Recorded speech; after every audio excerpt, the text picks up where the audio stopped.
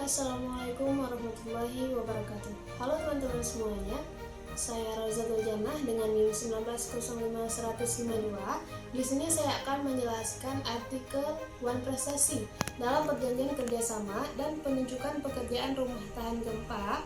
Analisis putusan Pengadilan Negeri Mataram nomor 194 garing PDTG garing 2020 garing Pengadilan Negeri Mataram.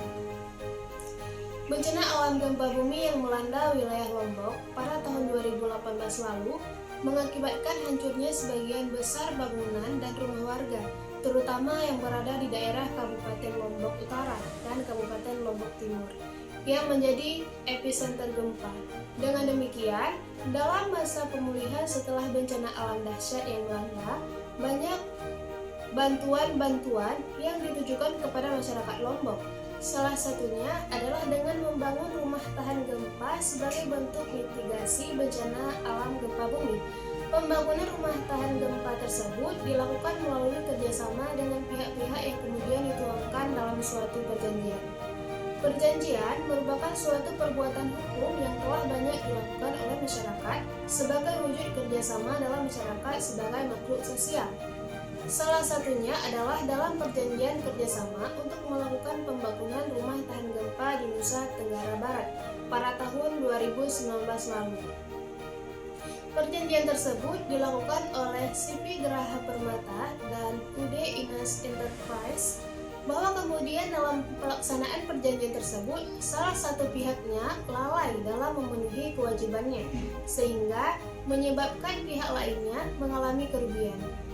Dengan demikian, pihak yang dirugikan mengajukan gugatan ke Pengadilan Negeri Mataram karena si pihak merasa yang lalai tersebut tidak juga melaksanakan kewajibannya.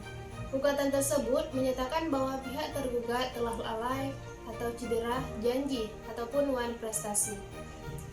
Adapun yang menjadi rumusan masalah di sini, yaitu yang pertama, apakah yang menjadi dasar pertimbangan hakim dalam memutuskan perkara wan prestasi dalam perjanjian kerjasama penunjukan pekerjaan rumah tahan gempa dalam putusan Pengadilan Negeri Mataram nomor 194 garing PDTG garing 2020 garing Pengadilan Negeri Mataram.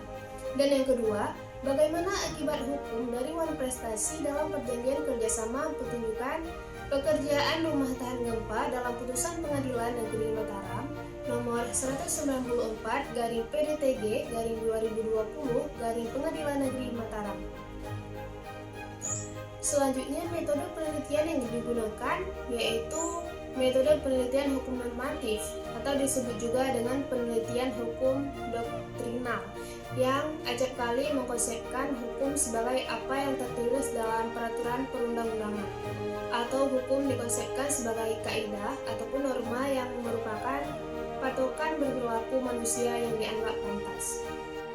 Baik, untuk selanjutnya mengenai posisi kasus di mana sengketa dalam suatu perjanjian dapat terjadi karena salah satu pihaknya lalai atau tidak dengan itikat baik memenuhi kewajiban dan tanggung jawabnya sebagaimana yang telah disepakati dalam perjanjian yang telah dibuat. Seperti pada perjanjian kerjasama antara CV Geraha Permata dan UD Inas Enterprise tersebut, sebagaimana yang telah disepakati dalam perjanjian, di mana UD Inas Enterprise yang berperan sebagai pihak penyedia material dan pelaksana pembangunan rumah tahan gempa tersebut tidak melakukan kewajibannya sebagaimana yang telah disepakati dalam perjanjian kerjasama yang telah mereka buat tersebut. Dengan demikian, pihak UD Inas Enterprise dalam hal ini dapat dikatakan lalai dan tidak bertanggung jawab dalam memenuhi kewajiban serta tanggung jawabnya yang menyebabkan pihak CV Geraha Permata merasa dirugikan.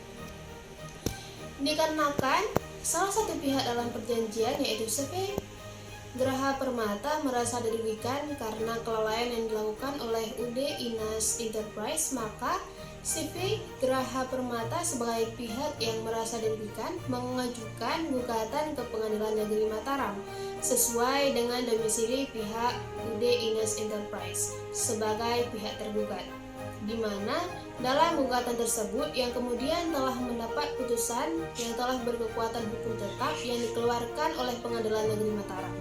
pihak UD Ines Enterprise telah melakukan manifestasi karena tidak memenuhi kewajiban serta tanggung jawabnya sebagaimana yang telah diperjanjikan. Di mana dalam gugatan tersebut yang kemudian telah mendapat putusan yang telah berkekuatan hukum tetap yang dikeluarkan oleh Pengadilan Negeri Mataram, pihak UD Ines Enterprise diputus telah melakukan manifestasi karena tidak memenuhi kewajibannya serta tanggung jawabnya sebagaimana yang telah diperjanjikan dalam perjanjian kerjasama yang telah disepakati bersama CV Geraha Permata tersebut. Pada umumnya, hak dan kewajiban yang lahir dari perikatan dipenuhi oleh pihak-pihak baik debitur maupun kreditur. Akan tetapi, dalam praktek kadang-kadang debitur tidak mematuhi apa yang menjadi kewajibannya dari inilah yang disebut dengan wan prestasi. Wan prestasi artinya tidak memenuhi kewajiban sebagaimana yang ditetapkan dalam perikatan atau perjanjian. Tidak dipenuhinya kewajiban dalam suatu perjanjian dapat disebabkan beberapa sebab. Yang pertama, karena kesalahan debitur baik itu disengaja maupun karena kelalaian. Yang kedua, karena keadaan memaksa.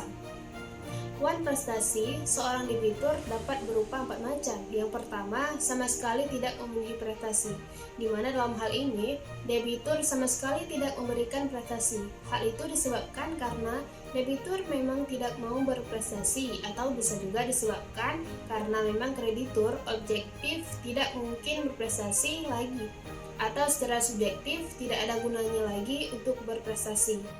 Yang kedua, tidak tunai memenuhi prestasi. Yang ketiga, terlambat memenuhi prestasi. Dan yang terakhir, keliru memenuhi prestasi. Selanjutnya, pertimbangan hakim dalam memutus perkara wan prestasi dalam putusan Pengadilan Negeri Mataram nomor 194 garing PDTG garing 2020 garing Pengadilan Negeri Mataram. Dalam memutus perkara wan prestasi sebagaimana dalam putusan Pengadilan Negeri Mataram nomor 194 garing PDTG garing 2020 garing Pengadilan Negeri Mataram ini, hakim memutuskan bahwasanya UD Ines Enterprise telah melakukan wan prestasi ataupun lalai dalam melaksanakan kewajibannya dalam perjanjian yang telah ia sepakati dengan CV Geraha Permata, di mana pihak UD Ines Enterprise yang selanjutnya disebut sebagai pihak tergugat melalaikan kewajibannya dalam perjanjian kerjasama yang telah ia sepakati bersama pihak menggugat, yaitu tidak memenuhi kewajibannya membangun 100 unit rumah tahan gempa sehingga tidak dapat mengembalikan seluruh modal kerja yang telah diberikan oleh pihak penggugat, sehingga pihak tergugat dinyatakan wan prestasi. Dengan demikian, dasar pertimbangan hakim dalam memutus UD Ines Enterprise dalam melakukan wan prestasi adalah yang pertama, berdasarkan tinjauan hukum mengenai wan prestasi dalam Kitab Undang-Undang Hukum Perdata dan pendapat ahli hukum mengenai wan prestasi.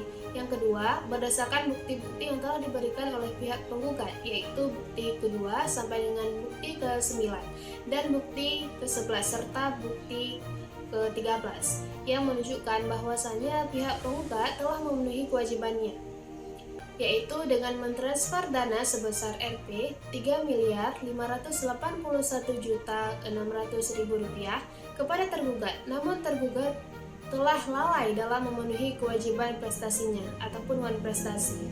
Yang ketiga, yaitu berdasarkan keterangan saksi yang diajukan pada saat persidangan, di mana majelis hakim mempertimbangkan bahwa pokok gugatan penggugat adalah mengenai wan prestasi. Namun dalam Kitab Undang-Undang Hukum Perdata tidak ada penjelasan mengenai apa itu wan prestasi. Oleh karena itu, dalam hal ini majelis hakim mengemukakan pendapat ahli hukum yang memahami mengenai apa itu wan prestasi, sebagaimana menurut Profesor R. Subekti SH yang mengemukakan bahwasanya wan prestasi adalah kelalaian atau kealpaan yang dapat berupa 4 macam.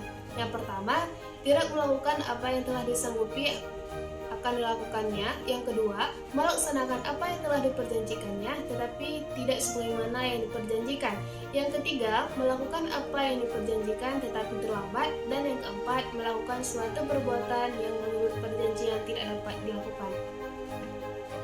Untuk selanjutnya mengenai akibat hukum wan prestasi dalam perjanjian kerjasama penunjukan pekerjaan rumah tahan gempa dalam putusan Pengadilan Negeri Mataram nomor 194 garing PDTG garing 2020 garing Pengadilan Negeri Mataram. Dengan telah diputuskan oleh majelis hakim bahwa pihak tergugat yaitu UD Ines Enterprise terbukti telah melakukan prestasi dalam bentuk melaksanakan apa yang dijanjikannya, tetapi tidak sesuai dengan apa yang disepakati sebelumnya dalam perjanjian, maka tentunya terdapat akibat hukum dari adanya putusan tersebut.